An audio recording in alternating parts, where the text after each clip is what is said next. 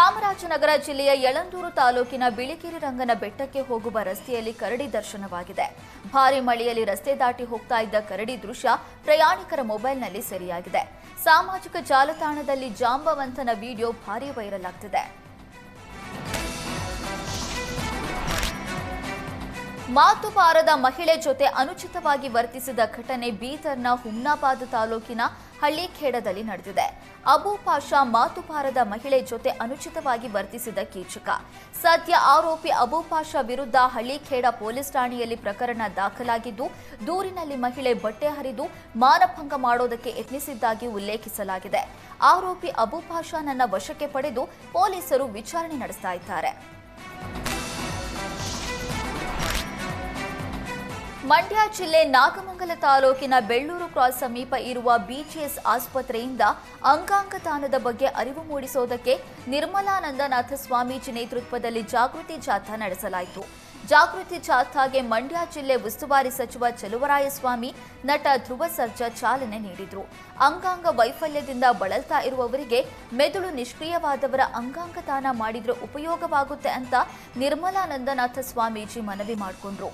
ಶಾಸಕರಾದ ರಮೇಶ್ ಬಂಡಿಸಿದ್ದೇಗೌಡ, ಶರತ್ ಬಚ್ಚೇಗೌಡ, ಮಾಜಿ ಸಂಸದ ಪ್ರತಾಪ್ ಸಿಂಹ, ದಕ್ಷಿಣ ವಲಯ ಐಜಿಪಿ ಬೋರಲಿಂಗಯ್ಯ ಸೇರಿ ಸಾವಿರಾರು ವಿದ್ಯಾರ್ಥಿಗಳು ಜಾಥಾದಲ್ಲಿ ಭಾಗಿಯಾಗಿದ್ದರು. ಸತತ ಬೆಲೆ ಏರಿಕೆಯಿಂದ ಕಂಗೆಟ್ಟಿದ್ದ ರಾಜ್ಯದ ಜನರಿಗೆ ಕೆಎಂಎಫ್ ಶೀಘ್ರದಲ್ಲೇ ನಂದಿನಿ ಉತ್ಪನ್ನಗಳ ದರ ಇಳಿಕೆ ಮಾಡೋದಕ್ಕೆ ಮುಂದಾಗಿದೆ ಎನ್ನಲಾಗ್ತಿದೆ. ನಂದಿನಿ ಉತ್ಪನ್ನಗಳ ಜಿಎಸ್ಟಿ ದರ ಶೇಕಡಾ 12ರಿಂದ 5%ಗೆ ಇಳಿಕೆ ಮಾಡಿರುವ ಹಿನ್ನೆಲೆಯಲ್ಲಿ ಮೊಸರು, ತುಪ್ಪ, ಬೆಣ್ಣೆ, ಲಸ್ಸಿ ಸೇರಿ ವಿವಿಧ ಉತ್ಪನ್ನಗಳ ದರ ಇಳಿಕೆ ಮಾಡುವ ಸಾಧ್ಯತೆಗಳಿವೆ. ದರ ಇಳಿಕೆ ಸಂಬಂಧ ಕೆಎಂಎಫ್ ಅಧಿಕಾರಿಗಳು ಮಹತ್ವದ ಸಭೆ ನಡೆಸಲಿದ್ದು, ಇಂದೇ ನಂದಿನಿ ಉತ್ಪನ್ನಗಳ ದರ ಇಳಿಕೆ ಪಟ್ಟಿ ಬಿಡುಗಡೆಯಾಗುವ ಸಾಧ್ಯತೆ ಇದ್ದು, ಸೋಮವಾರದಿಂದ ಪರಿಷ್ಕೃತ ದರ ಜಾರಿಯಾಗಲಿದೆ ಎನ್ನಲಾಗ್ತಿದೆ.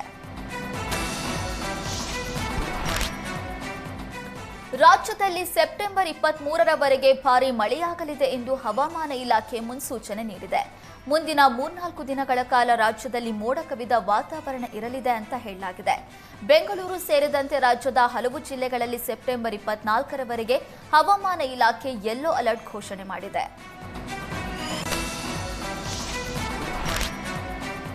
ವಿಜಯಪುರ ಜಿಲ್ಲೆಯಲ್ಲಿ ವರುಣನ ಅಬ್ಬರ ಮುಂದುವರೆದಿದೆ. ನಿನ್ನೆ ಸುರಿದ ಧಾರಾಕಾರ ಮಳೆಗೆ ವಿಜಯಪುರ ಜಿಲ್ಲಾಧಿಕಾರಿ ಕಚೇರಿ ಆವರಣ ಸಂಪೂರ್ಣ ಜಲಾವೃತವಾಗಿದೆ.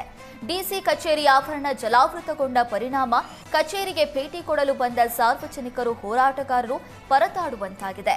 ಇತ್ತ ವರುಣನ ಅಬ್ಬರಕ್ಕೆ ಜಿಲ್ಲೆಯ ಹಲವು ತಗ್ಗು ಪ್ರದೇಶದ ಮನೆಗಳಿಗೆ ನೀರು ನುಗ್ಗಿ ಅವಾಂತರ ಸೃಷ್ಟಿಯಾಗಿದ್ರೆ, ರೈತರು ಬೆಳೆದ ಬೆಳೆಗಳು ಸಂಪೂರ್ಣ ನೀರು ಪಾಲಾಗಿವೆ.